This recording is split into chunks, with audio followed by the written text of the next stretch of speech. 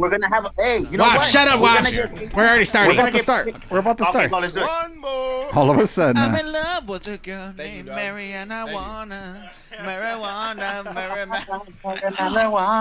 was a great cover, man. What you guys know about that right there, my boy? I gotta ask.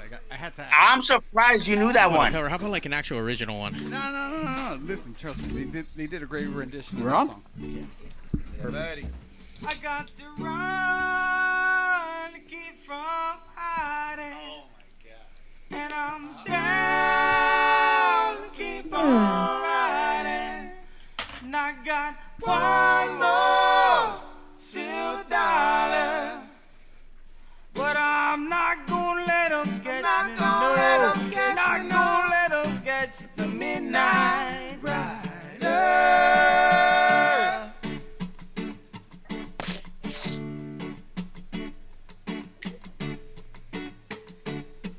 I don't own the clothes I'm wearing, and the road goes on forever, and I got one more silver dollar. Go easy on us. Not gonna let them catch me now. Catch the midnight rider.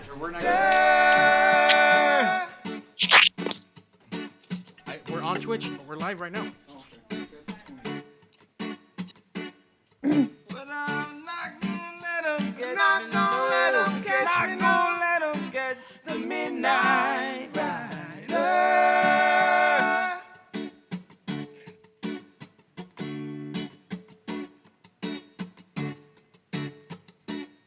And I've gone past the point of caring. Some old bed I'll soon be sharing. And I got one more silver dollar. But I'm not gonna let them catch me. Not gonna let them catch the midnight rider. Said I'm not gonna let them catch me. Not gonna let them catch the midnight rider. One more. Said I'm not gonna let them catch me. Not let them catch the midnight rider.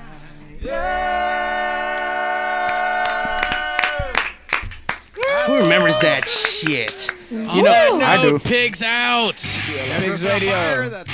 You know, that one goes out to Wops, only because Wops isn't here. He's traveling when he shouldn't. He's locked up. He's in county jail. He's no? he's He's a not midnight locked rider? up.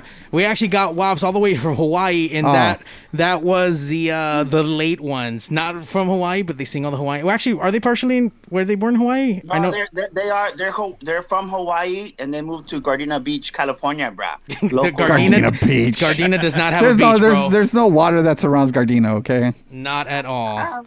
That's yet to be determined. But Well, anyway, no, that's there's neither here nor there. there's geographical proof that there's no water around Gardena. They got a few fire hydrants. Okay, that's true. That is true. Okay. But that one goes out to them and to you, Wops. And on that. People, let me tell you about my best friend. He's a warm-hearted person who loved me till the end. You're listening to Pigs Radio, broadcasting live from a secret location in Compton, California. The talk show that makes psychiatrists see other psychiatrists, other psychiatrists, other psychiatrists, Other Psychiatrist Pigs Radio, episode 362? Three. Tres. Dun, dun, dun. Mario doesn't even know the episode count. I'm lost. Very. Today's gonna be an exciting episode because first of all, we got Wops, he's really traveling when you're not supposed to. Bro, they're about to lock down fucking fuck California, and you're like, fuck it. I'm going to Hawaii. This guy's doing things. I don't even know. Real big things. Hey, if you don't do it now, when are you going to be able to do them? You know what I'm saying? Like, it's 2020. I don't know. I feel like 2021 is going to be the same. So it's like, fuck it. Let's get Hawaii out of the way. Let's get that shit out of the way. Tell us really quick before we kind of get in today's episode, how is it like traveling right now in the middle of all this shit? So, honestly, right now, dude, and for you to fly out to Hawaii, what you got to do is, first of all, you got to get tested 72 hours within the time that you're going to fly out. And then you have to fill out a form. And then you have to upload it to the Hawaiian website. And then you have to... I'm sorry, I have people in here with me. You got to submit a picture of you in puka shells? What happened? You have to submit a picture of you in puka shells? You have to submit a picture of yourself not on one. And not on a sick one? Cool, man. On a sick one. Well, look at this dude scratching all over the fucking place. You're on a sick one right now, boo.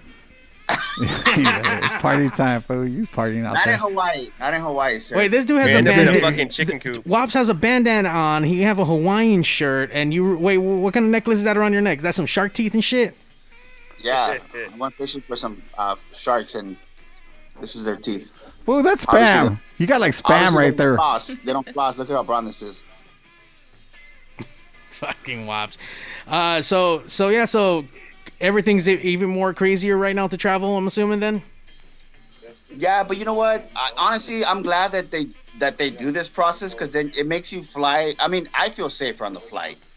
I feel safer on the flight. I feel safer being here because Hawaii just opened up not too long ago, I think. I know there's certain islands that you still can't travel to. Like, you can't go to Kauai at all. Like, you can't go to Kauai. Yeah, that's like the prettiest one, yeah. Yeah, but this part of Hawaii, they opened up. And you know what? Surprisingly, I thought a lot of the locals were going to be upset.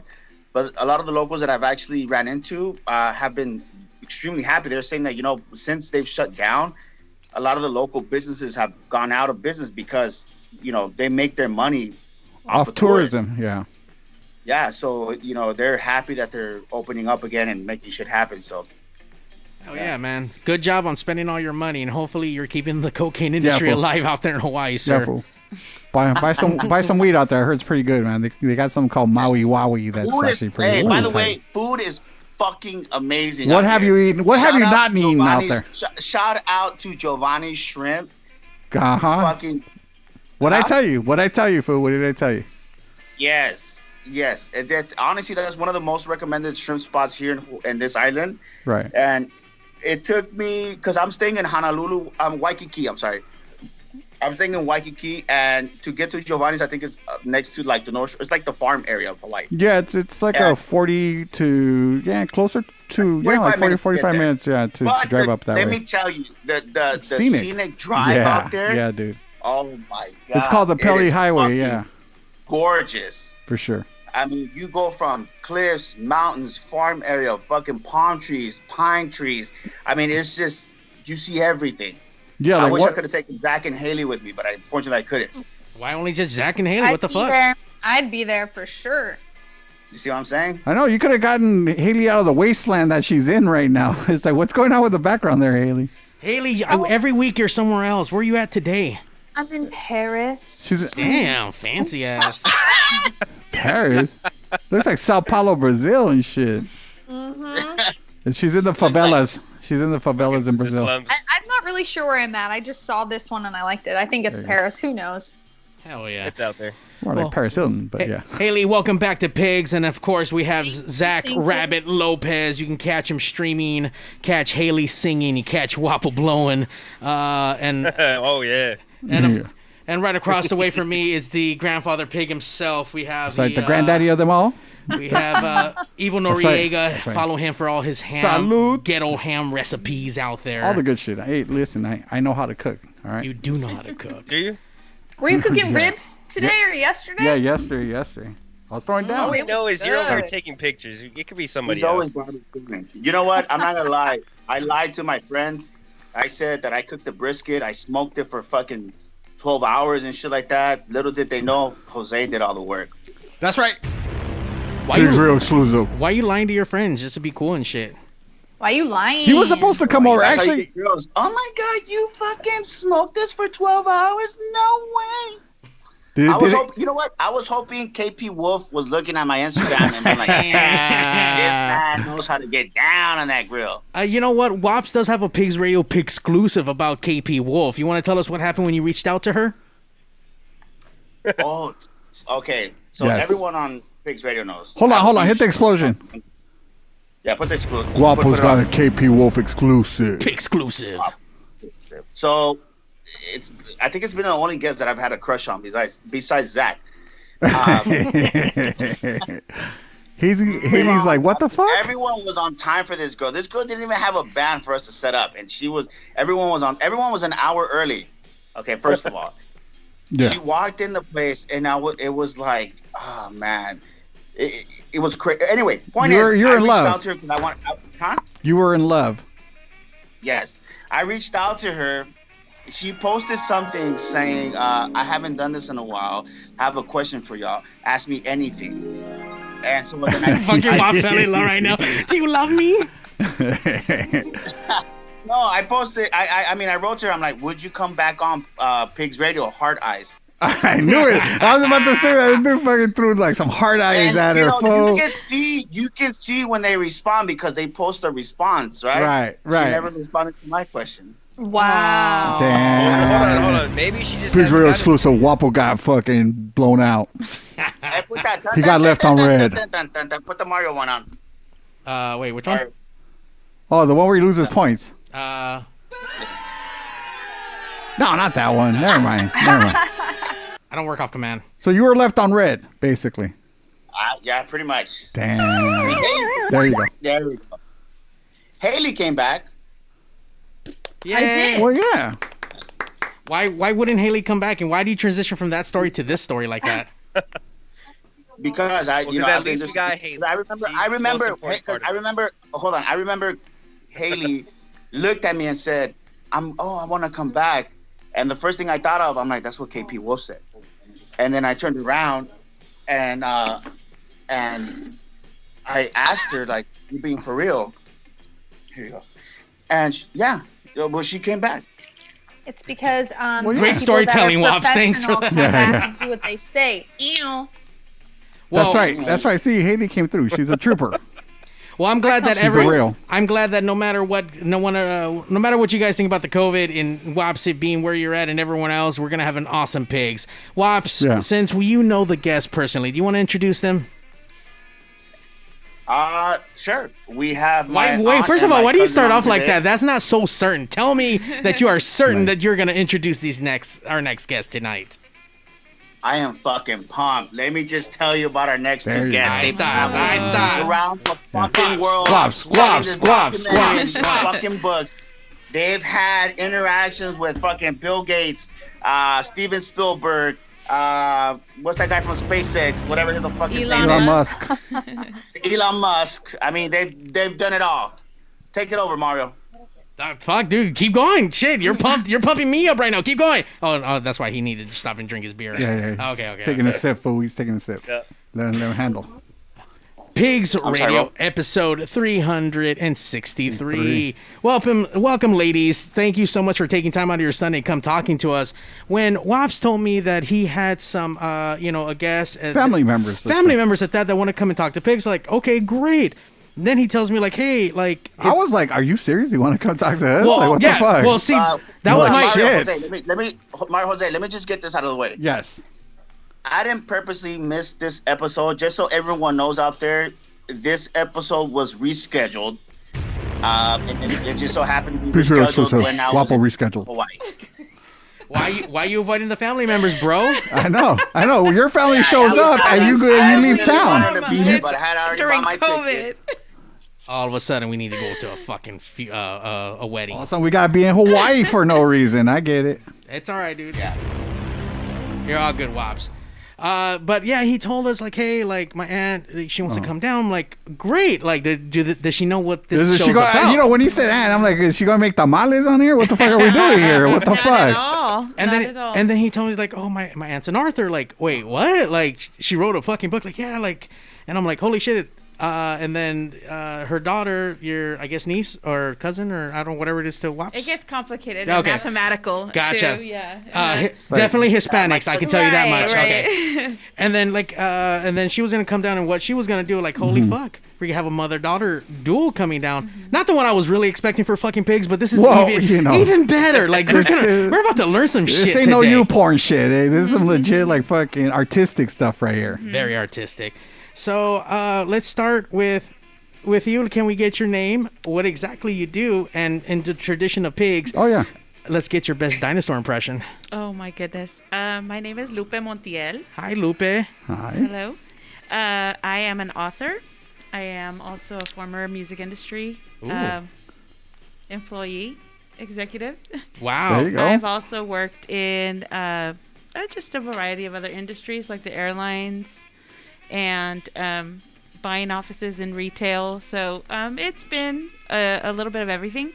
You're a woman of many trades, let's say. I try. Influential trades. Exactly. Yeah. It just came about. And you said a dinosaur impression. Yeah, dinosaur impression. No, don't Yes, do that. yes. It's gonna get good. Okay. Yeah, you know what? Yes. That was a Bookosaurus Rex right there. I was all about it. That's for my son Zach, because he loves dinosaurs. There you go. So. Wait, Wops, where do the lokes come from right now? What the fuck is going on here? Sunglasses down, brother. Hey, brother, it's so bright out there. I can't even see you on the screen. Oh my God, dude, look at this fucking guy. This dude's bowling. Good job, Wops. He's enjoying himself, and then with the Maui he's beer. Just like he's really here, but not really here. Like, right, exactly. This all came about. Oh my goodness, my daughter is almost. Well, no, she just turned 19. So, prior to that, I worked in the music business and took some time off to have a family, and it's for whatever reason during COVID it picked up again. The music industry? No, just the whole creative process. Okay. And so that's where we are right now. Yeah. Ooh, creative. I love creative everything. Yeah. Oh, yeah. I Smoke love a good creative. bowl. I love creative. I fucking love awesome. it. I love supporting new artists in all forms of mediums. Writing. It's like pigs, painting. but we try to like not do the bad ones. So we only try to select really good ones, and we'll support them. Yeah. And for so sure. I've been doing it for that long for my daughter, and it just kind of wrapped me into it. Oh. And it actually has some returns, and you get to talk to a lot of people. You get to really connect with people. It brings you back to your core, and there are real returns to staying relevant and knowing people that are making things happen during this time and the past 19 years that I've been raising children, I mean, definitely, I think with anything else, especially with this music industry right now, with everything that's happening, you have to learn how to overcome obstacles and, like you say, kind of still stay relevant while... I mean, in this day and age, or at least in this year, you have to find a way to survive. You know what I mean? Right. And then that's when you really have to get creative and really be artistic about what your craft is. You know? Well, it really tests your ability to pivot because that is a key word. Those that have been able to really transition, those that are really comfortable with change, have had the best time. That's been my take on those that have remained afloat and have really made something out of, I don't know if you want to say, made lemonade out of lemons. It has really been, for the people that I know that are writers, that are creatives, they've had an amazing time. A lot of people are introverts and just people that are okay with working, outside of the box. And it's been an amazing experience, even for us, for my family. It's been amazing. I mean, I never thought we'd be in this position during a pandemic, and it's been one of the most productive years I've ever had in the past 20 years, to be honest with you. Oh, right on. Congratulations. It's been amazing. It's been amazing. I mean, I'll tell you right now, it's like here between all of us, like I think the one that kind of broadened their horizons even more was like Zach. Zach used to he plays in a couple of different bands, but that guy went from like playing in bands to all of a sudden like streaming video games. He plays video games online. So yeah, Zach gets down. If you can pivot and like he pivoted for sure. If you can do that and turn it into something that you can work with during this time, you're ahead of the game. You're actually like way ahead of the curve for sure. I mean, I could honestly attest to that with my own little things. I mean, like Jose was saying, I play a lot of instruments. I'm in a lot of bands, and so I mean, I have my own like personal side projects or just music that I'm working with other people, but all of those things have been put on the back burner for like my main projects.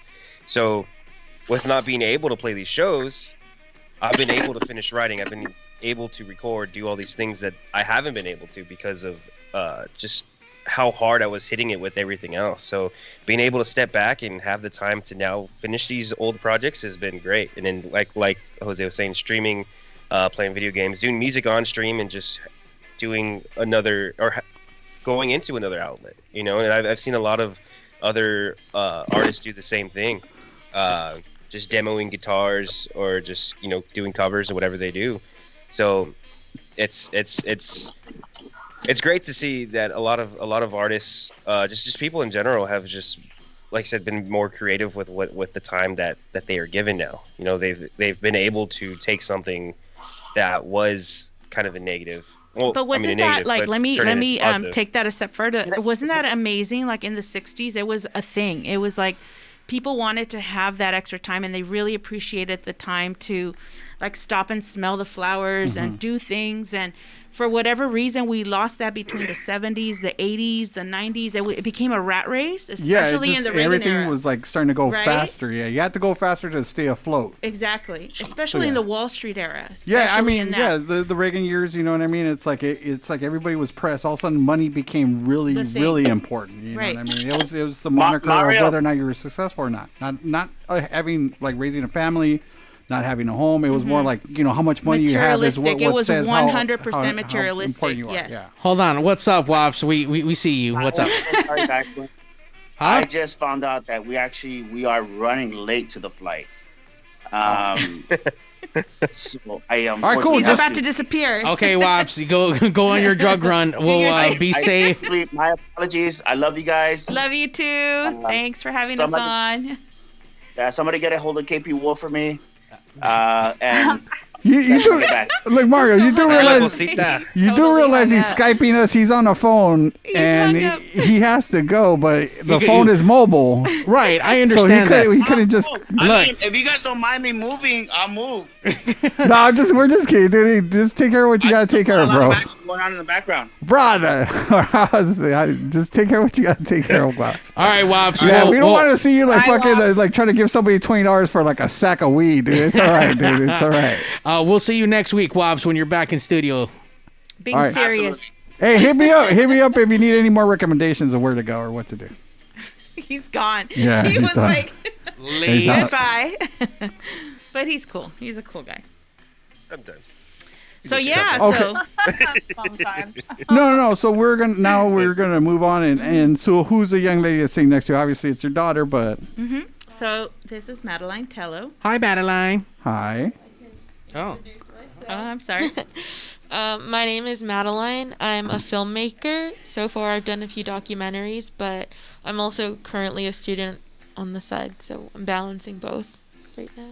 That's a lot to balance. Dude, that is a lot. So filmmaker, what's really cool was that your mom, Lupe, was telling me that your film that you helped produce, or like, I don't know, I misunderstood in the beginning because I thought it was the whole thing, but you did a section of the movie where you directed for what's in the Orange County, what is that called?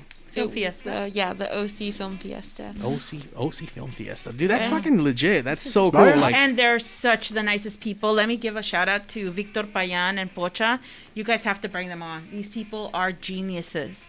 They are the guys that run pretty much everything in arts in the Santa Ana region, and they are the coolest people. Damn, they like cool people. Yeah, you got to bring them on. They're the best. You got to talk to them. Pocha started out directing the Vandals videos. Oh, right on. Oh, yeah, you got to bring her on. She has stories to tell you for days.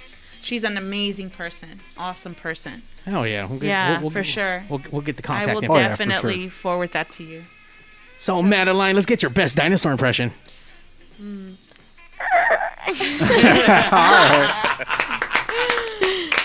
Definitely a Filmosaurus Rex right there, for sure. Hell yeah.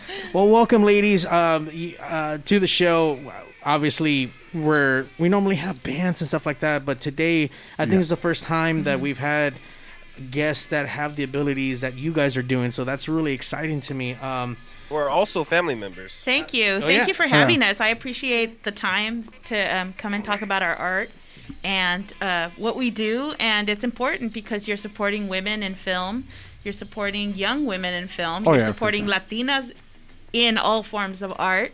And it's an important time to do that. I think the Black Lives Matter movement brought a lot of things up to the surface and that a lot of people were not aware about. Yeah, and so it's opened a lot of conversations. I think it's time to have those conversations because the boardrooms are going to open up once again after COVID, and we need to have some negotiating power there. No, for sure. I mean, now, as far as like, what are the things that you kind of see that I guess the whole Black Lives Matter movement has opened up compared to the way it was before? Was it just a men's club or a boys club, let's say? And it's been a little bit of everything. It's been an uncomfortable club for a lot of us. For example, when I worked in the music industry in the 90s, it became a real thing. It was a thing. I have never felt so segregated as I did when I worked at a certain label that will remain nameless because they don't need any more exposure and they are very well funded. And a lot of the men that run that label are staunch Republicans. Oh, wow. Well, they will not be named. But I felt, never in my life have I felt so segregated as I did in the music industry. And not only that, those guys. Not only that, the ceiling is very, very thick for women to succeed in music.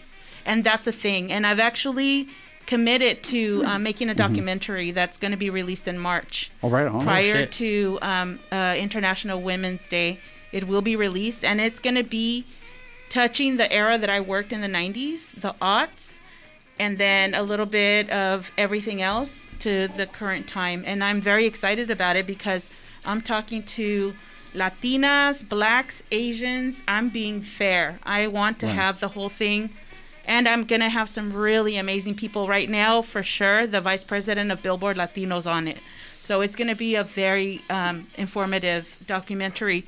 My daughter inspired me to do that documentary. She did a documentary. Her first short was about women, the lack of representation of women in film. And I thought, why not let's talk about also music, because it happens in many industries, and I have something to say about music. So I'm excited about that. Yeah. I mean, it's a great venture to take on. I mean, you know, it's like we need voices. more exposure. We need voices. Totally. We need people to say what's going on and really, if you've been there, let's talk about it. Let's talk about what happened. Let's talk like the Me Too movement. Also, there's a lot of women from here all around the world that have stories. And still the Me Too movement in film and media, and it's not going away. There's a lot of stuff surfacing still. So, but you don't hear a lot of women in music because there's such a stronghold and there's such a, you know, I don't want to rock the boat. You know what? Rock the boat, because you know what? That might be your daughter who gets affected next. Let's talk about it. Oh yeah, for sure. Yeah. How did you get your start in the music industry? Interning. I did. I signed up. What happened was I was working at the airlines, and I decided one day, you know what? I've had about enough. I've pulled my back enough. I've checked in enough first-class passengers, and you get to meet a lot of people. And so it's interesting. I actually worked side by side with the cousin of one of the members of No Doubt, and Paul is actually the guy. He was one of the founding members of No Doubt. Okay. And so his cousin, Dana, who's my best friend, she and I worked together. And then one day the guys, everyone from No Doubt came up and were getting checked in, and we just chatted it up with them like they were old friends. It was an amazing experience. And I thought, you know what? This is what I know how to do. Like, I really enjoy this. Like, I really want to be out there promoting music and talking to people and getting things going. And then one day I met a plane, and Ian McCulloch from the Echo and the Bunnymen gets on. He invites me to what's that big concert hall in Orange County. It was not that very big. It's what's it called? It's the outdoor, the Grove? Or? No, it's not a big. How long ago? How long ago? No, it was in the night. It was like Celebrity Theater. No. I want to say I don't know. Anyways, one of those places. Somewhere out in Orange County. People used to have their parties there. But anyways, long story short, so there was a lot of access there, and I thought, you know what, this sounds like a really good career path. And I went and I signed up to communications over at Santa Monica College. Right. They have a great program. They're one of the top schools for transferring into UCLA, and that was my mission. Right. I'm like, you know what, I think I can do this, and I did. I signed up for radio. I did some radio when there was radio back in the day. And the good old days. Yeah. In the olden days, yeah. And I did some film. I actually also worked at MTV.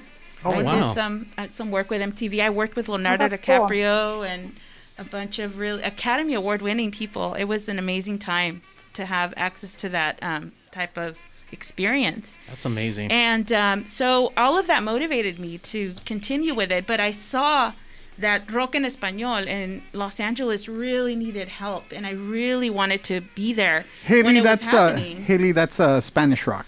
just in case you're not familiar. Yeah, and so it was a thing that was really it was hitting hard, and I really loved with Pete Wilson going into his 187 stuff. Oh, back then, yeah. So we were being, we started this with Trump. It was a whole nother thing, but we've been working on this for a while. Right. And Gustavo Arellano from LA Times has been on this, documenting this. So it's a thing, So I felt like, you know what? It's a revolutionary movement. I really want to be a part of it, and I really want to push artists that are about it. And so I did that.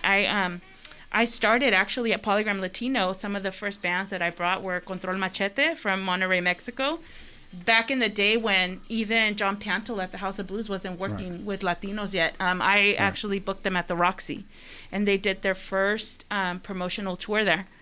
And it was interesting. They didn't treat us right. They were not nice to us. In fact, the day that they had the promotional tour, they kicked all of us out to the curb.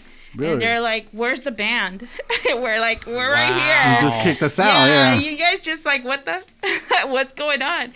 And it was an interesting experience. But until you experience that type of segregation and racism, you don't know what's going on. And so I'm very motivated to stay on it. And still to this day, I was just recently approached by some people in Rock en Español that are putting together a whole it's not a documentary, but more of like putting together like all of the pieces of like the flyers and all the things that happen, like more of a timeline, Right. So all of that stuff is really interesting to me, and I'm really motivated on keeping with that and just keep pushing all the new artists. I'm really proud of Google for signing to Interscope too. Oh, wow. So there's a lot of artists that are making things happen. There's a lot going on. Dude, we got a serious real fucking promoter. Wow, she's like, oh, my aunt wrote a book. Awesome. Like, holy shit, like. Yeah, this is honestly great to hear, especially coming from who is Hispanic. Like I said, that we're not very well represented in at all many industries, in film or music. Exactly. And that's one of my main ones right there. That's where I am. I will be there fighting for everyone for sure. So for you to come and basically start this and start bringing a lot of these bands over, you were on the forefront of it. You walk so we can run, so I appreciate that. I hope so. I really want to see everybody run. One of my proudest moments was seeing my band Control Machete. Their music was used in that Super Bowl when the Buccaneers played. Crazy Legs did a commercial with them. It was a Levi's commercial, and they used their music for that commercial. It's pretty amazing. That's it's on fucking YouTube. Awesome. Oh, that's so cool. So to have a band that didn't have a name in America and suddenly their music is being used for an ad for the Super Bowl, that to me was like, okay, great. I've done my job. Hell yeah. Proud mama moment right there. Out of all things, especially in America, the most biggest thing that everyone has all eyes on is commercials on the Super Bowl, aside from the fucking game. Everyone loves those commercials, and that's a big payoff for, And my daughter was a baby. I was holding her in my arms when that commercial came on, so that to me was, I will never forget that. It was an amazing time. Do you remember that? You probably don't. No. She's making No, 'cause I movies think- now. She's doing other The things. She's Buccaneers, moved on to I think bigger that was and like, better what, things. I think that was like 2002. Yes, exactly. Around Yeah, 'cause they 2002. played That was the 2003. Gruden. Yeah, that was Yeah. Gruden years. So let me ask you this. I mean, as far as you, I mean, your mom being part of the music industry, I mean, how did you, I guess, you would assume, your mom was part of the music industry or still somewhat involved in the music industry. What brought you to film versus going in the route that she went? Well, I started taking journalism back in school, and I really liked the idea of combining visual elements with, truth. And so that was what inspired me to get more into documentaries. And it just was like by luck that one summer I signed up for this camp for women in film, or like young women. So I think it was from like middle school age to like around high school age. So it was just like a mix of just all girls were a part of the camp, and it was for the most part all girls come and mentor us and teach us about that type of thing. And so that was how I just ended up really loving it. And I was like, oh, this is it, not journalism, it's this. So, that was what really drove that. And so at this point, like, where would you like to take your career? Well, I mean, everybody, I feel like it's a pretty common thing to say, oh, Oscars, that type of thing. But I think really, as for me, I just would like to make something that makes other people feel good, because I know there's just a lot of seriousness going on in the world, and sometimes everybody needs a break, like you don't need to be watching really heady stuff. Sometimes you just want to watch Twilight, or you just want to watch, Marvel. Something lighthearted. Right? That like will make other people feel better, because I know that's been something that's really helped me, especially in a difficult time like this. Right. So just something that touches people in a positive way. Yeah. Right I'd like to Amen to that. Yeah. I'm the same way where like I got like my wife, she likes all the serious shit to watch and all the like real bad, real true, true life. And that's good. Perros, it's good. And that's Yeah, fine. it's good to There's nothing think wrong with that. sometimes, and it's good to sit and analyze and get all like critical about things. But yeah. No, I get that, break. and it's cool to have some perspective, some serious shit, and something to kind of really look into. But life shouldn't always revolve around Right. that. You know what I mean? I'm more like life is already serious and Yeah. hard. I like to be entertained. I like to laugh. I mean, when I watch things, it definitely is to escape, at least for a little bit, to not remind me of all the bad shit that's happening around me. So, but obviously, films that do start telling a story and how things really are and things like that, and uncovering unfairness and what women have to kind of do, and I'm really interested to see the perspective that you're going to come out with as this documentary and out in March for next year. Like March, yeah, I mean, 2021. that shit is just it's real, and you don't get to hear enough people come out with their side of the story, especially with the whole Me Too movement. Obviously, there's bad stuff happening. Yeah. And that shit affected everywhere: music, wrestling, anything production. Every It industry. continues to. I mean, I have a friend who Listen to is this. currently working on stuff like that, but on the financial end of it, and he was telling me, this is continuing. The whole Harvey Weinstein thing is continuing to affect, like even the most like minuscule details of how the industry is working. There's some ripples that created that it's still obviously it's going to be there, and it's going to be there for a long time. I mean the guy was such a juggernaut in what he did, but at the same time we didn't know that he was this serial maniacal type of obviously predator. Right. So I mean, but the thing is that he had his hands in so many good things that it just kind of it's tough. It's going to be a tough. Those waves are going to last for a while. Well, it has I to guess you could taper say. off, and what she's saying is that right now, it's having financial repercussions. Right. And men and women really open their eyes when there's financial repercussions. Right. And so. Yeah, money talks. Exactly. Yeah. And so there aren't really very many. What do we call them?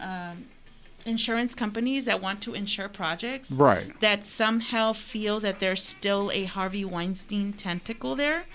So it had to do something with, a lot of people think, oh yeah, COVID is having a massive effect on on production. Yes, Right. it is. It's having Movie, an effect. film production, But yeah. there's deeper things going on Right. behind the scenes that some people are very privy to that are pretty deep.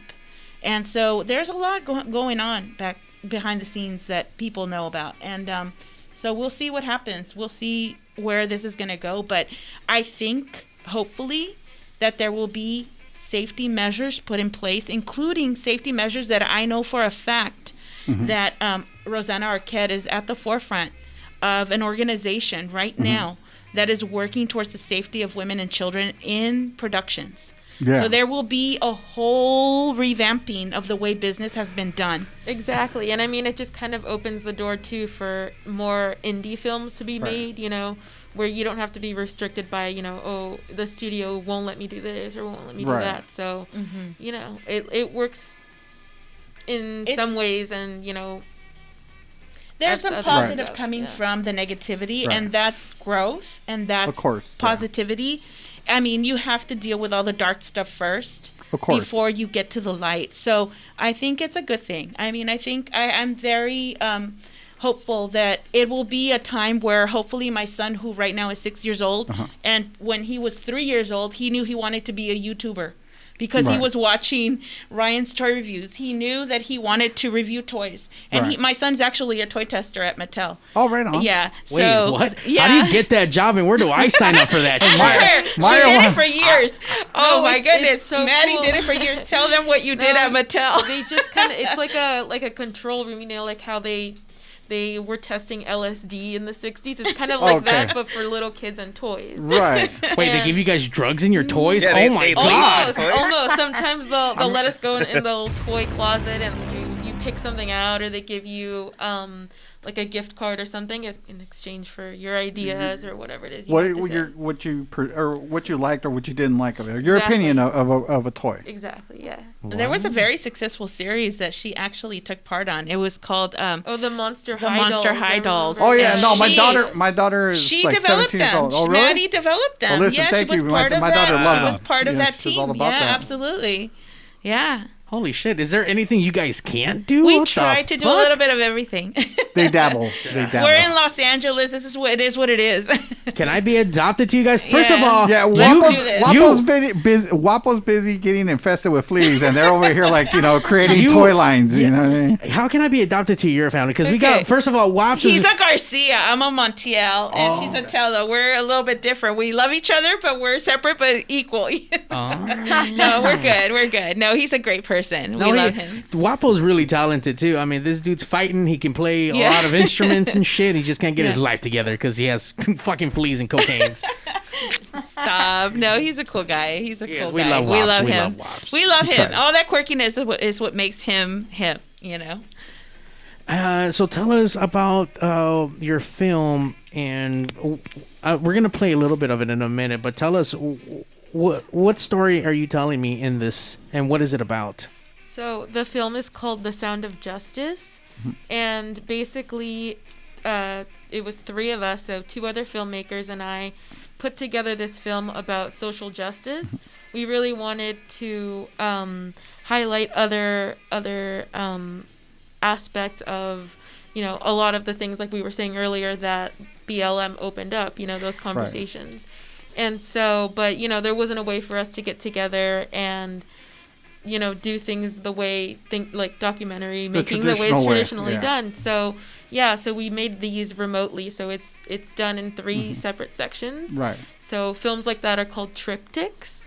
So that's what this is. But instead of it being, you know, a story that connects together in a narrative type of way, it's a documentary, you know, told by three different people, but, you know, and, you know, a little bit of different perspectives. Each of them are, you know, talking about their personal experiences. Right, it's exactly things like that, or just some of the, or I know my section, I tried to be more of a, let me include like multiple types of perspectives, and then others, the first one is a little bit lighter, so it all just kind of depends, but overall we all wanted to share our thoughts about social justice and allow other people room to talk about what they had to say as well and share their own experiences. So I'm sorry. So I did get a chance to watch it, and I heard it.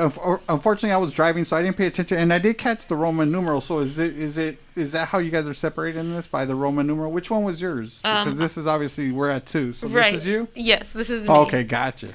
And if people want to watch this at home, where can we find this? You can find this on YouTube. It's called The Sound of Justice. For free? Yeah. Oh, hell yeah. That's what I'm talking about. Right. And let me give a shout out to the people that participated in that portion, which my daughter worked on.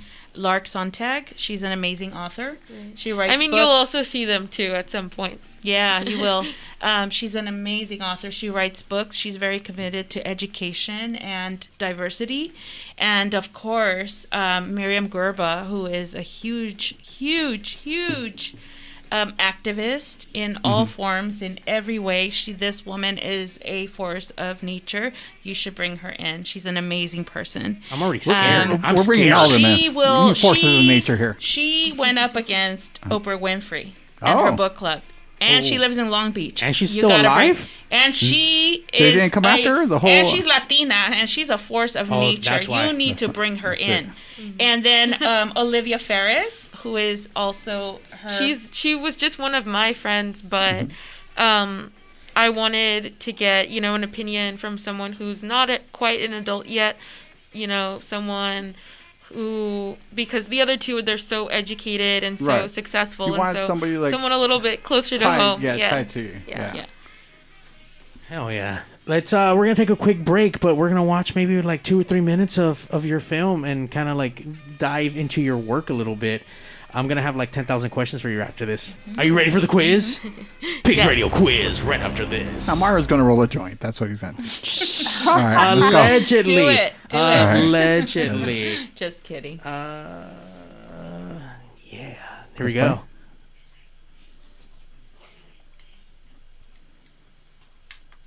Social justice is freedom and access. Social justice is the use of politics beyond electoral means to achieve freedom.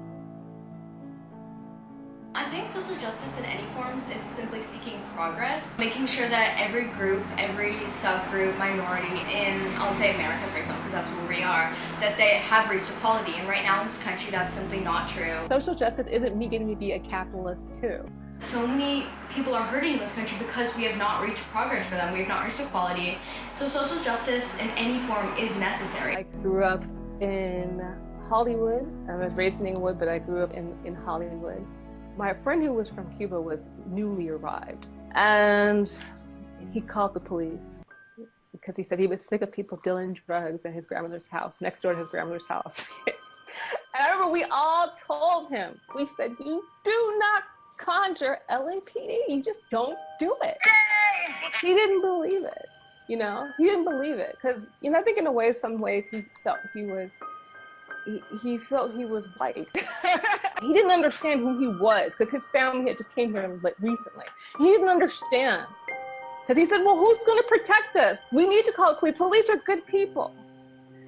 The police came, pulled guns on us, had us sitting on the curb, said they were going to kill us. Throw the boys in the LA River. And I remember thinking in my head, I was right. Places that are under-policed and have a large amount of money going into them, whether it be their school system, mental health, the job sector, anything like that, people can continuously help themselves in those areas and stay afloat, whereas in other regions that happen to be minority regions in certain cities are underfunded, the school systems are underfunded and over-policed, which just leads to higher crime rates because there are more police there. It's not necessarily because there are more crimes, which is a continuous cycle of making sure that the people on top stay on top and the people on the bottom can't lift themselves up. So who is to protect us? The thing is this, the police is really just not an option. For the African-American community, the Black community, the local police have been really super violent towards us. The feds, the federales, the federal police have been very violent towards indigenous Americans, Native Americans. all of the institutions in this country are racist, and all the public institutions are intended to benefit a singular group of people. And if you do not belong to that group of people, you're going to get crumbs. The cake is not for you. They might throw you a few crumbs, but what you're going to be offered is never going to be comparable to what the dominant group will receive. And what happens in the United States is that wealthy parents are able to enter into a school district and use public resources in such a way that they control them almost as if they're private resources. Owing to the idea of manifest destiny, which is that the white man is ordained by God to take over this entire country. If you are Native, if you are Indigenous, you are viewed as guilty because you are on land that God ordained to white people. And that's, that's part of American history. And the same thing with Black people. If you are Black, your job is to serve white people. If you are out on the street without a uniform on, without permission from your white boss, you are guilty. You're guilty of trying to be free. My great-great-great-grandfather came to Los Angeles from Louisiana. It was a wonderful place for Black people. You could own property. It was not nearly as prejudiced. You look at my grandfather's high school yearbook, and it was a mixed race class in Los Angeles. And then, William Parker decided, these people are too free. We need to start beating heads in regards to the African American community and the Chicano community in Los Angeles. And they imported in Southern cops, like racist Southern cops, specifically because the Black and Chicano people were too free. And they didn't want that. That was not something that was not going to help capitalism. That was not going to help sell houses. That was not going to help with building division between Black and white and Chicano people. Who owns the media? What are they trying to portray? What are they trying to desensitize? I think bias in the news is an extremely harmful and dangerous thing that we're seeing in society today, especially because, it's just fact that people tend to flock to news sources that affirm their beliefs. I think that the media widely misinforms people and misrepresents the United States. People show killing, police brutalizing Black people over and over again. You'll even see pictures of people who are Black who are killed, but you rarely see that with white people. The news most definitely plays a part in people's opinions on situations, what people think is right and wrong, especially because the news sources nowadays, a lot of them are so biased. The media and the commentators won't plainly name the problems that exist in the United States. They won't name racism. They won't name white supremacy. They won't name misogyny. They'll use terms like racial tensions or a volatile situation. I think the fact that a lot of people have completely closed themselves off to acknowledging the other side of the spectrum, the other side of what they may believe, it's harmful because it's keeping people extremely closed-minded. It's not letting them experience the reality of a lot of other people in the world. It's like people of color, Black, Latinx, Indigenous people, Native Americans. It's as if we're supposed to be heard. That's our role. Media organizations are propped up by elites and capitalism is racialized. In order to show things a fair way, you actually have to, shape things, because the shape of media and presentation in the United States is already racist. If you do nothing, it's going to be racist. So you have to do something. I think there's a journalistic standard that's developed in the United States, and there's a style of journalistic language that creates the illusion of objectivity. An example of that would be the type of voice that reporters use when they write for the New York Times. There's this sense that there's a third person who's omniscient, who's commenting in this very passive voice, not very many I statements, when in reality, a person's opinions are being channeled through that style. This whole idea, like, I'm just, objective means I show everything, even if I know it's a lie, even if I know it's pathologizing, even if I know because of, it's kind of like, I'll use, for example, speeding tickets, automated speeding tickets. Well, when people thought they made it so that robots or machines used gave out the tickets, it would be given out equitably, it wouldn't be racist. But the thing is, the system is set up already to be racist. It's institutionally racist. It doesn't need an individual. White money is producing the news that we're consuming. I've been trying to stop using the term people of color because we are talking about Mexican Americans. We're talking about Native American. We're talking about Black people. And I want us to remember to not erase who those people are, because that's the whole thing. That's another thing with media. It's like everything is centered around, oh, well, person of color, just a person who is not white, just some random thing. We all have different histories here, and those histories should be respected. So Latinx to me is a term that's used for political organizing here in the United States. It's like this banner under which we can unite.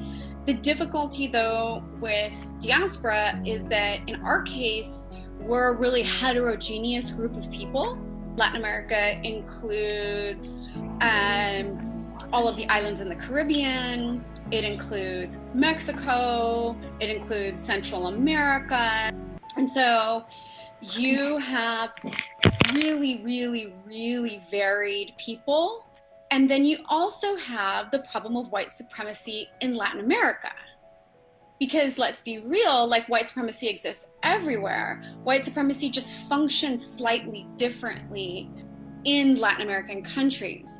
But because Latin American countries also promote white supremacy, when we try to organize here in the United States as diaspora, we then run the risk of reproducing those same supremacist systems that exist here in the United States and that we have inherited from whatever culture we may have come from or our parents may have come from.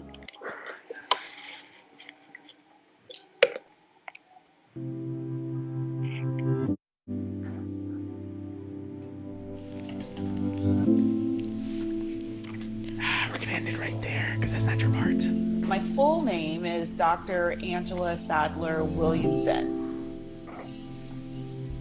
My name is Alvin Irby. My name is Luke Merrill.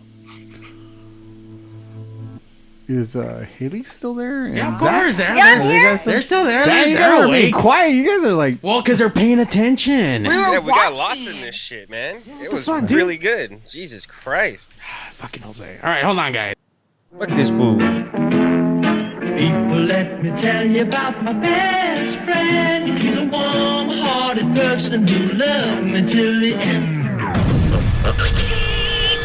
You're listening to Pigs Radio, broadcasting live from a secret location in Compton, California. The talk show that makes psychiatrists see other psychiatrists, other psychiatrists, other psychiatrists, other psychiatrists. 363, hanging out, learning some real shit. By the way, the film, the portion of your film was really intriguing. There were so many different aspects. As far as, take me through the production side. So you're telling me this story. Are you cutting stuff up? Are you editing? Are you picking the scenes? Like, are you doing everything from beginning to end for this? Yeah, all three of us basically had to independently make a little short film to put together this like big long film. So, and we only had 2 weeks to do this actually. So it was like a challenge, and obviously it's not easy to go out and just like film whatever you want right now with all the COVID restrictions. So we had to kind of rely on stock images and like free use stuff that's already available out there to help tell us, or to help us tell a story. Shape the story of it. Yeah. Right. Kind of like, like before you write a song or start a script or something, putting together like a little picture board. So that's what we had to use. And all of the interviews, I did them all myself, either over Zoom or my friend and I kept a distance, and so I interviewed her in person, but the rest of them were done over Zoom. Yeah. I want to geek out. Everything was done really well. I mean, if you used a lot of stock imagery. You picked a lot of things that were relevant. I mean, I thought the B-roll was good too, but if you didn't do that, wow, like everything was just arranged in the probably the best way, because it's just very linear with the storytelling from the three different interviews. Yeah, it was good. That was good. Great. Thank you. What? Just out of curiosity, what software did you use to edit everything? All three of us used what the fuck? That's a real question, dude. That's a real question. Yeah, fuck you. She is very adapted. I mean, it is, but it's a Mario type question. It's not, because if people because if people want to go. Oh my god, it's such an important question. It is such an important question. Shut up, Jose. All right. Yeah. Drink your warm ass beer. Yeah, so we all used Adobe Premiere. The fourth one. Okay. Yeah.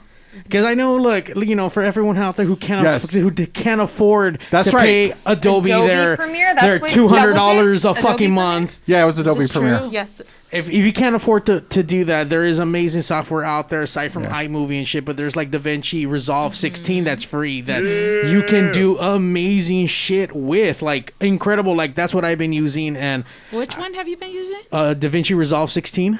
Is that industry standard? I want to say practically almost. No, practically not. Look, man, I know Adobe Premiere is. It's pretty standard. Right. Yeah. Once again, that's the thing is that It's Adobe Premiere is the industry standard. However, a lot of artists feel that Adobe keeps trying to gouge, the artistic side of things. So from Adobe Premiere to Lightroom to literally anything that Adobe uses, even Photoshop, a lot of people are going away from that and creating almost identical programs. So that's where DaVinci Resolve is definitely, besides that one, is probably the next top tier one. Is it really? Like after Adobe? Like I'm not really familiar with it, but I can tell you I'm just working with Girls in Focus and what we went through, it was a bit of a challenge, and we had to try to, the technical aspect of figuring out which software to use for editing is a whole week of meetings. Like it's a thing. It's absolutely. It's extremely important because you have a lot of students who have to either know or be taught on the spot on how to use it. And it is a challenge. I mean, no matter what, there's no easy way of running anything video related with anything YouTube. Aside from fucking YouTube and iMovie. That's gonna be the most simplest like cut and paste, add section by section, and you can do some cool transitioning. But I mean, for sure, I've been messing with Mario messes with Cool Edit Pro, so which got bought out by Adobe. Which that's how I do all my stuff. I love Cool Edit Pro. It was a very amazing software, very simplistic, but you can do so much. And just like everything else, Adobe comes out, buys them out, and now they're Adobe Edition, and you got to pay them.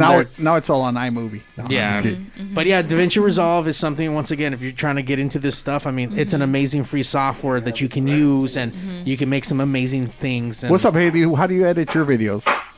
My videos? Yeah. I have a friend who actually I met a few years ago in Hollywood, and he went to film school, and he did a whole bunch of videos for like DJs that did raves, and he was getting into a whole bunch of different styles of Photoshop and doing videos, and so he's actually done all the videos that I have. So that's been I haven't had to edit, but I'm trying to learn, and it's really difficult. It is. I was on iMovie, and I'm like, oh my gosh, it brings tears, for real. Yeah. I had to sit there for a minute and just I couldn't look at it anymore. I had to just cry. I'm I'd rather pay someone for a really good quality video, and have it and not have to stress about it, and because that's not my forte. Yeah. But I respect everyone who does it. Oh my goodness, it's a lot of work. I have to agree with you. With editing, it is something to be said with anyone that has that skill. I respect them, highly respect them. I have a friend named Carol Martori. She's a director, and she helped a lot of our girls at Girls in Focus. This woman is second to none. She's another amazing, amazing editor. She just put out a movie called The Donut King, and they're winning awards in all the festivals, and it is an amazing movie that everyone should Google. The Donut King. The Donut King. Yeah. That sounds like Mario's going to be all over that. I'm already hungry, guys. I'm already hungry. He's like, if there's actual donuts in there, he's all over it. So. Yeah, no, they feature that big old Inglewood donut. Randy's Donuts. Yeah. Oh, yeah. You guys, and Wu-Tang has music in there. You guys have to watch this. Yeah, they cleared music with Wu-Tang for that. You guys have to see that. So if you use Adobe, what did you use for your audio? Because what people don't know, you got to mix the audio with your video, and audio is going to be a separate track. How many hours did you think you put into audio alone? Because it looks like you want to cry right now just talking about it. Yeah, well, we used Adobe across the board for everything. So what do they have now? No, that's right. Adobe Audition. Is that right? Okay. It's like the Creative Cloud thingy. So we did that for what's it called, After Effects. Yeah. So like all of the graphics and stuff. That was done through that, and then all the editing, everything was through Adobe. So, I mean, it was like, when it came to like exporting things and sticking things together, at least everything agreed, which is like, you know, in terms of the coding and stuff like that. So sometimes, like you know, syncing everything up, exactly, the audio with the video. Exactly, and so like it'll get difficult if you use different software. So I guess that's partially what you pay for. You want it to be in the same like ecosystem. So yeah. Mm-hmm.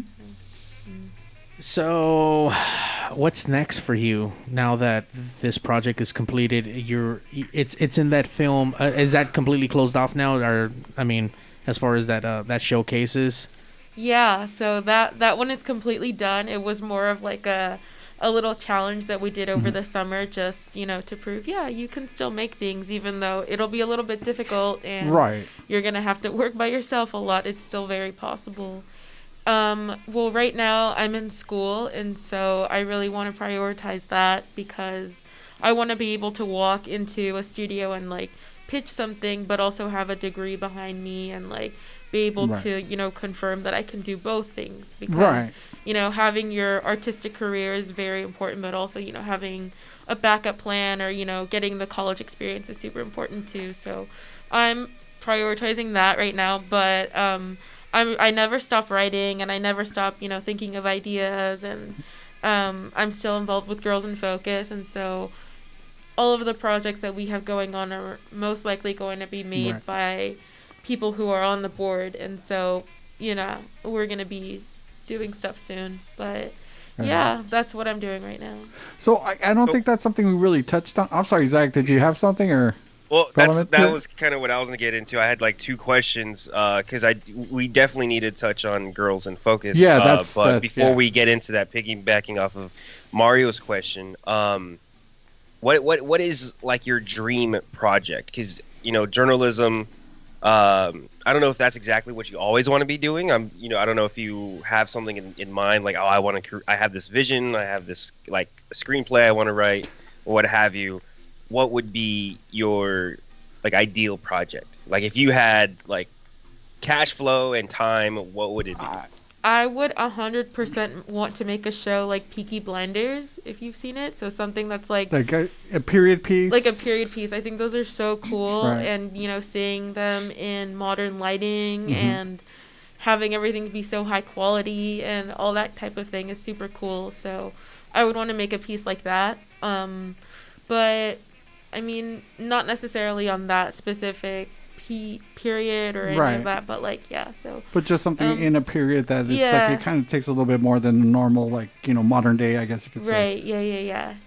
So I've thought about, going back to the 60s or doing something about like, I don't know, like pop culture in like Mexico and things like that, messing around with like different ideas that have to do with things that are important to me, and like my culture is very much an inspiration for a lot of things that I do. So I would like to ideally do something that like connects those things. And that would be great to see, just because especially with Hollywood and the media and everything that comes from Mexico and whatnot tends to be like stereotyped. So getting it in more of a real sense would be, breath of fresh air, Exactly. I think that Latino people should be telling Latino stories.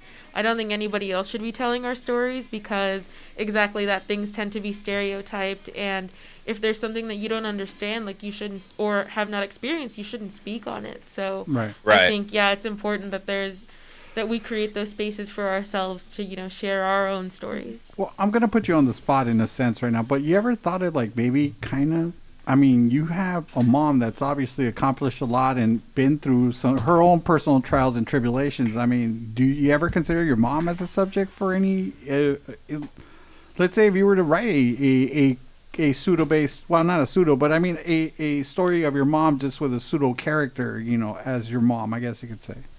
Why you put her on the spot telling us to start about her mama? Because she has her mom has an interesting story. You know what I mean? It's like, I mean, and if you want to talk about like a Latina woman that's like, you know, empowered herself to kind of go through to live through a man's world and experience like what it's like to not only, let's say in your case, it's not just a woman, but you're a minority woman. And then the experiences that you've gone through, you know what I mean, to kind of raise this family and to kind of get through all the motions of your life to this point to where now you're an author. I mean, I think that's something of inspiration, or something that would kind of, something that should be, I guess, voiced, I guess you could say, to the public. I think we've definitely talked about working together in the future, so that'll definitely be, I think, a possibility at some point. Yeah. Oh yeah, like the show Schitt's Creek, like the people who created the show are like a dad and son team. So you know, like working with family is definitely not an easy thing. I think sometimes like it can get messy, but you know, exactly, like Schitt's Creek is such a popular show, and like it really took off and like is super successful. So I think it just depends. Yeah. Why not? Yeah, I definitely have. I do actually agree with, and thank you for bringing that up.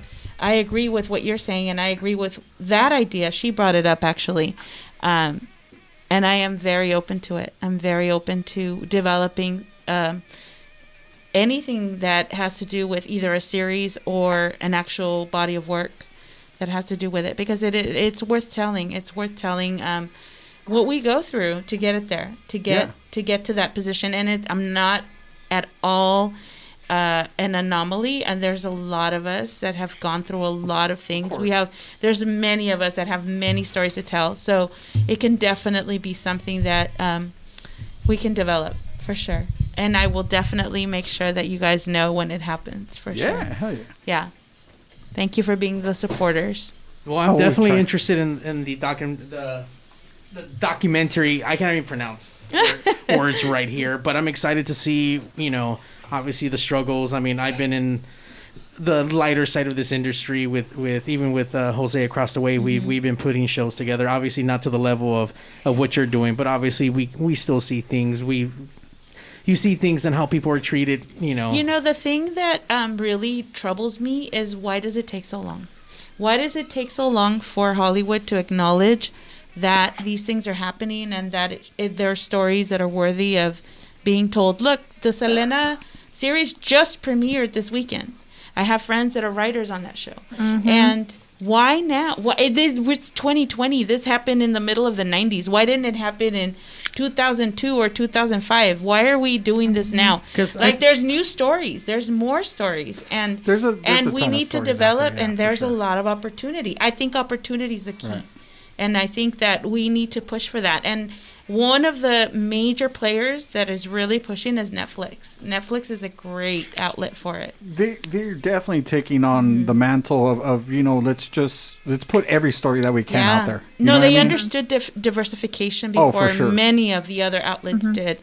They went to Latin America and found talent. Like, they actively put their money where their mouth is, for sure. So is it hard to get a documentary on Netflix? Like, is it hard to get your work on there?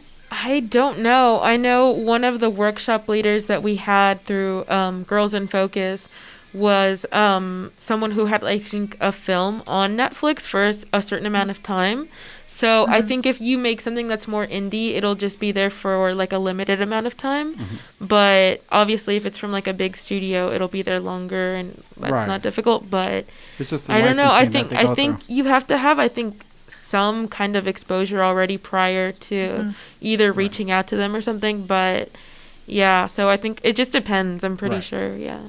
I actually pitched to a different outlet, not Netflix. And the nice thing is they tell you ideas come from everywhere. So ideas come from everywhere. It's a level playing field. They want to hear everyone's ideas. Right. Because everyone has an idea. So you know what? They're open to hearing things. They're always open. I don't know what they're exactly looking for 100%, but I know they're looking for something all the time. So what I was told when I was at Santa Monica College by my radio teacher was like, it's like when you go to the deli, you pull that number, just pull the number. Eventually they'll call you. Yeah. And that gave me like wings. That gave me wings. Like that was what I needed to keep going. We find inspiration Absolutely. and determination wherever we possibly can. And even with this radio show, we've been doing this stuff for like almost 11 years, going towards 11 years now. And I went to school for radio, and the first thing they told me at radio school is like, you need to move out of state. And I'm like, why? Like, You're that's in LA. fucking stupid. Like, yeah. So I at that radio school, people who would graduate from that school and would make it into radio, their names would be on the board.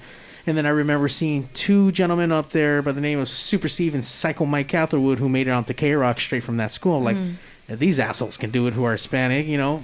I could do that shit. What year were they there at K-Rock? Do you remember? At K-Rock? Yeah. Oh, wow. So, yeah, they were there for a long time. They just recently, like, don't work there anymore. I mean, but was it Psycho, through the 90s? I mean, were they weren't like in the early 90s. They were like 2000s. Like after 2010s and nowhere nearly as long as Rodney Bingenheimer, though, right? Oh no. Listen, nobody was there longer than Rodney. I'm sure. I'm sure Rodney still shows up every day. No, he's always at Cantor's, so. Cantor's for sure. Yeah, That is true. So, but the goal has changed because just like everything else, you know, the evolution or de-evolution of radio has now reached its plateau, and now we have podcasts and video casts and do-it-yourself and everything that you can possibly think of that you wanted to do that couldn't be done. And it's leveled out the playing field for sure. Yeah, it has. Absolutely, yeah. So because of that and changing, I mean, it only inspired me to do this show and keep getting better at it. I mean, it's to this day we still struggle with a lot of issues, but I mean, we could tell because we were supposed to start at 9 o'clock and we started almost at 10. Hey, so you know what, guys? There's always issues. Jokes on all of you. I meant it for 10 o'clock. But you know what, you're doing it, and that's that's the important thing, you know, that you're pushing and that you're doing it. And we thank you so much for inviting us. We really appreciate this opportunity. Now, before we go, it's like we didn't touch, and that's kind of what we need to touch on. Is I'm sorry, it's called Girls in Focus. Yes. Yes. So now, do you guys want to describe or explain to the listeners what that is exactly? Tell us what it is. So, Girls in Focus is a program that exists to teach young women and non-binary youth about the film industry. So, just anyone that has any interest at all about making films or getting into the industry in some shape or another. So this gives them like a space where they can learn about that stuff and not be worried about thinking if they're missing opportunities because of their gender or, you know, being scared to actually learn, because sometimes, in like a mixed environment, it's difficult for to be heard or to ask the questions and then have somebody actually take them seriously. Yeah, so we're just aiming to make it a completely safe environment for them to just create. And so the first project that we did was all completely online, and hopefully we hope to do camps and other workshops and stuff like that in person, but obviously right now everything has to be online. Right. So that's where we are right now. Well, hopefully by next year sometime, So we also want to like open it up to young women and non-binary youth abroad too. So opening it up to like workshops that can be taken basically anywhere. You know, so stuff like that. Yeah, and it's so very exciting that she brings that up, because on Tuesday we have a meeting with film people from Latin America. Right on. Who are going to be working with us, hopefully, on an amazing level to mentor women that are getting into film, young women, being mentored by established directors in Latin America and Mexico. And it's going to be very exciting because it's going to be like a culture exchange and collab. So it's going to be cool. It sounds like you are just nonstop, continuously changing the game and nothing but positive vibes. Jose, if you act as positive as this, you'll probably be a better person too. And you're better people than all of us combined in here right now. So, I mean, the only thing we can say is like congratulations on the outcomes and the fruits of all your labors. Oh, thank you. I find it exciting and refreshful that you can still hear people, I mean, doing the grime, putting in the fucking work, and seeing the benefits of that. I mean, I have not stopped working, once again, not to the level you guys are at, but just to see the things and how things have evolved. And let me tell you something. If you had a daughter, you would think otherwise. I don't have no kids. I got a dog, but I love my dog. But let me tell you, it is a hard world for women. And it is a world that we have to open up to everyone. So that motivates me, and that is the thing that drives me. And I think I will do it to my dying day. Yeah. For sure. Yeah, I mean, I'm the proud parent of a 17-year-old girl, and you know, bring her. Let her do the summer program. For sure. I mean, you know, I kind of. She's interested. I push that. I shouldn't say I push her. Like I kind of lean her to things, and then from there I let her do pretty much what she feels that she could excel at. So I mean, you know, it's like whatever she wants, you know. I'll support her. You know what I mean? Absolutely. So yeah, by all means, I'd love to. Yeah. I'd love to. Yeah. And I love the fact that this is something that you guys do, but you know, it kind of sucks that this has to be done. Right. You know, I hope that at some point we get to a point we don't where have to do this, and discrimination we just have is to focus no on longer a thing the creative. with gender, sex, or pronouns or anything. It's honestly it's saddening. It is. It really is. To see this. If you look at it, they shouldn't be focusing on these movies. They should be focusing on creation of film. And that's where we want to go eventually. But before that happens, we have to allow people to understand that it hasn't been a level playing field. And that we also have to make it a safe environment for children of all different types of learning capabilities to do this. And that is a very important thing. Yeah. Once again, this episode a little bit different compared to any other episode that we have, and we have a lot of people. There was like no burp jokes, there was no fart jokes, there's none of that stuff. For sure. Aside from that, we have people that come in here and they share a talent, and you guys are very talented, but the talent you guys have is making a difference, and that's really cool. And we're here to support in any possible way. I mean, you guys need to go check out the website. Once again, Girls in Focus. And we really didn't get to touch on your book, but tell us about the book and your project with that. Oh, my goodness. Yes. Yes. My book is called Inficciones. Let's get closer. My book is called Inficciones. Dang, and it is a book that was developed in a writing workshop. When COVID hit in March, I have a friend who is a longtime friend from the rock en español industry. Her name is Alicia Monsalve. She owned the magazine Al Borde, which was a huge promoter of rock en español. And her husband was also a member of some bands of rock en español here in Los Angeles. So they were very active in that whole realm. Genre, And so long story short, they had a very successful run with Al Borde, and then you know, they decided to change gears. They wanted to raise their son. They have a son about my daughter's age. He's also a filmmaker, and he's also doing a lot of very interesting things and winning awards. He's an amazing kid too. Wow. And so Alicia started a book label called Ediciones Aguamiel. So this is a company that she started for women who also are hitting that wall where they aren't getting their work published. Right. And she is an educated person who has had many, many, many different degrees and honorary titles, et cetera, but she can't get her work published. So she's like, you know what? I'm going to do what the punk scene has done. She's a huge supporter of Alice Bag from East LA, and you know, she lived in Los Angeles. She knows how this works. So she knows about the DIY movement. Absolutely. So very knowledgeable. And she's like, you know what? I'm just going to launch my own publishing company to hell with this. Yeah, fuck it. And she did it, and she published us.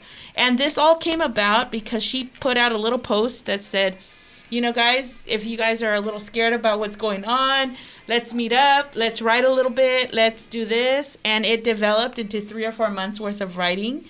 And we had a body of work that was that she was able to edit. And she put this book together. And it's an anthology. There's about 10 of us. There's authors. There's one established author, and then the rest of us are kind of like, we just went along to get along. But we came up with stuff. I actually am a writer. I was from childhood. I mean, when I was before junior high even, when new wave music was in vogue, I used to write out the lyrics 80s, yes. in the 80s, exactly. So with the hair all the way up here, right? I got you. Yeah, I did all that. We'll play some Morrissey right after this. Yeah, yes, please. No, the Smiths, not Morrissey. Oh, you got I'm not busted. gonna get into that. You got busted. What are you talking about? Morrissey was 88. No, but English music, I owe a lot to English music. I owe a lot to all of that music that came out of England because it was so groundbreaking and because it was so, it was spot on for the moment. And right. I used to transcribe the lyrics as a Latina in Los Angeles. Oh, into Spanish? I transcribed all of the lyrics. You took the lyrics yeah, and I used you wrote to buy it down. the Hits Okay. magazine, right. but I learned writing I learned my writing from my LMU teachers that used to come into Inglewood where I grew up and used to teach me things. But I was like, when I would go home and I was isolated in my little room, I used to write out the lyrics to all this music I was hearing. So I was hearing Echo and the Bunnymen, Duran Duran, The Cure, The Smiths, everybody. What? I was writing out the lyrics. I have a debt of gratitude to English music. I'm an Anglophile. I really am. And I've been to England many times because of it. So I do. I mean, listen, the best new wave music from that genre. Absolutely. I mean, for that time. I mean, it came out of England, right? Yeah, absolutely. I mean, it was called the second British invasion. Right. So yeah, for sure. Mm-hmm. Well, I was there. Yeah. I was there for it. Second wave for the new wave. Yeah, the New Romantics. Before it was called New Wave, it was called New Romantics. Yeah. That's right. Oh, look, Yeah. Mario's like, fuck it. Mario's like, yes! The New Romantics. DJ New Romantics. And they were very, very interesting. Very interesting. Oh, yeah, for sure. Yeah. Definitely. Mario's down with Kajagoogoo. Ooh, yeah. They were. Too shy to shine. What's up? What's up? We're definitely going out with some 80s at the end.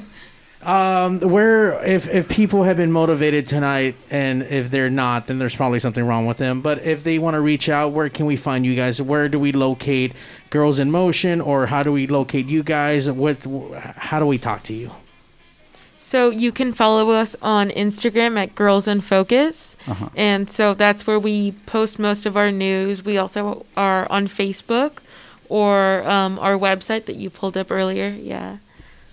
That's where. Yeah, I was scrolling all of that. Mario minimized it. Sorry about that. Yeah, girlsinfocus.com. Yeah. And keep up with all the latest news. Follow them on all the social medias. You guys need to donate pick up. to us. So donate. We can keep it going. Give the monies. Get your we bitcoins. We are actually looking for donations for scholarships for the summer program in 2021, so that we can keep this program going. And we do not turn any child away.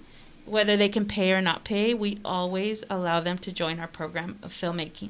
Oh wow, so that's amazing! It is awesome. If you are not lacking anything for the holidays, give to Girls in Focus so that there's a child that can make a movie next year. You don't need that air fryer. You know what I mean? Amazon has enough money. Give it to Girls in Focus. Give it to Girls in Focus. Donate to Girls in Focus, guys. So we can pay for some scholarships. That's absolutely.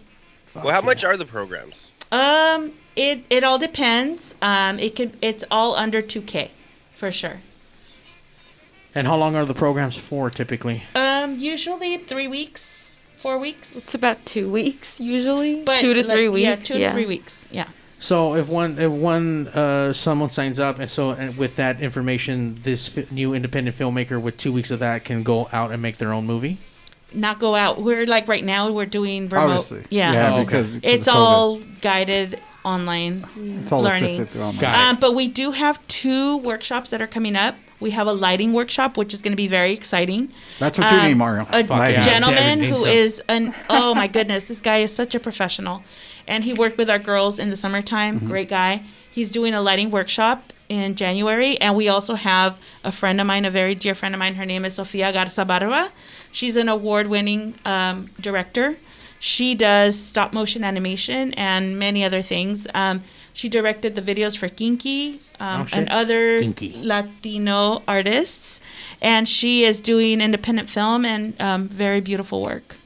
Oh, yeah. Yeah. By the way, you've been one of the most enlightening and interesting people that we've ever had on the show. You know a lot of people. You've done a lot of things. Thank you. That's fucking Listen, awesome. my IQ points went up a bit. You know what I mean? So Thank you. for sure. Wait, which Not by points? much, but, IQ points. Oh, yeah. I mean, you know what? I will give it up to you for being the ghetto cook from Linwood. This guy's That's right, vocabulary is quite I extraordinary. try. I'm a high school dropout, but that didn't mean I shouldn't continue learning anyway. So I could barely spell high school, but we're trucking along. That's just how it kind of goes. SKOOL. There you go. Well, look, from the looks of all this Yeah. wiring, you guys are doing great, and I'm impressed. we try, and we you try. guys are great hosts. Thank you for having us. Sorry. We really It's all appreciate it. It's all my idea.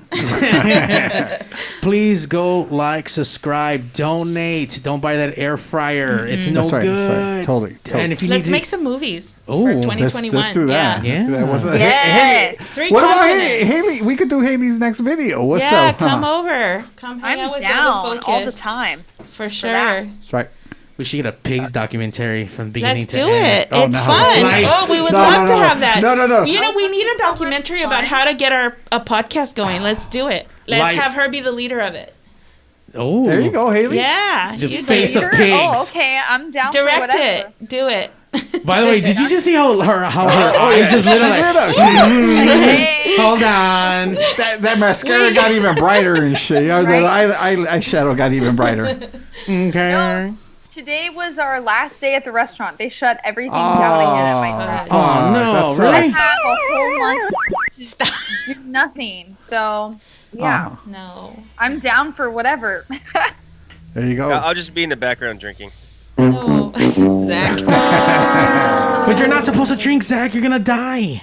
That's right. Don't do it. If it happens, it happens. I'm ready. Don't do it. Once again, please help this cause, help the project. Girls in Don't focus. be an asshole. That's right. You have a mama, you got a little sister, you got a cousin. They can't Little baby cousin, it's all, it all applies, right? help, donate, That's right. Primas, tías, mamá. That's right. All of everything. it. Yeah. All the above, you know what I mean? Abuela. Suegras, cuñadas. mi nana, mi Oh, where nina. can they find the book? Yeah, where can we find the book? This is on Amazon. Infecciones is on Amazon, and also the link is on my Instagram. Hold it up to the camera. It is right here. Buy that shit. Has a ham on it. Are you on it? You got it, Mario? Yeah. It's Yeah. delayed on my end. So I can see. It's on Instagram. My Instagram is lmtello, and the link is on mine. So if you'd like the book, it's there. Go ahead and Thank you. DM her. Yeah, That's right. That's right. Yeah. So instead of buying that air fryer on Amazon, buy the Yeah, book. buy the book. book Donate and to fund Girls the in Focus. filmmaking operation over here for That's right. sure. That's right. Yeah.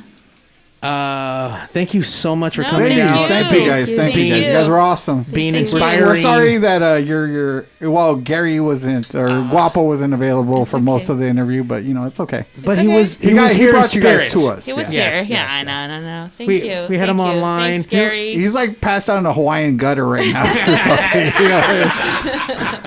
I can't wait to hear about all his there's crazy stories. Wapple stories. Yeah, for sure. So There's gonna be some stories coming. No, for sure.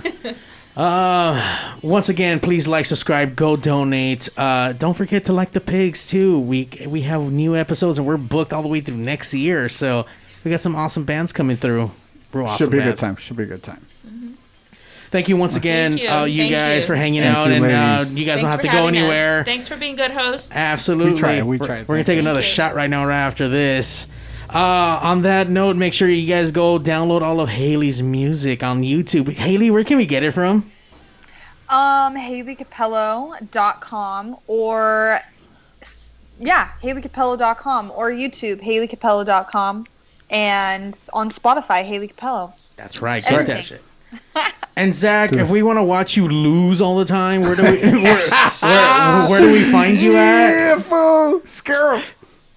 Yeah, you can find me everywhere. Zach Rabbit Lopez. That's Twitch, Instagram, Facebook, and starting on YouTube pretty soon as well. Mario wants to know where you're going to play Pac-Man online. Play a game that I know how to play, like Tetris. Like Frogger or Donkey Kong. Ooh, I love Tetris. That's my favorite. It is my favorite. Yeah, I got to get something a little bit simpler for you older folk over there. For sure, dude. It's like you can play Doom. I would love it if you play Doom. I do like me some Doom. Yeah, I could probably find it. I'll probably get that going on There Tuesday. you go. Let me know. Hey, Haley, we got the Pigsniverse out there still alive and checking in. By the way, thank you guys for logging in and being on the chat board. We see everyone out there. Liz Vampire Mermaid, we see you. James says, how do you spell Haley's last name? Haley, can you spell your last name for the people out there? Copello.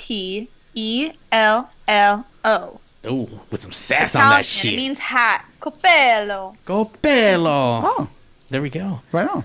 So, I didn't know that means that. Yeah.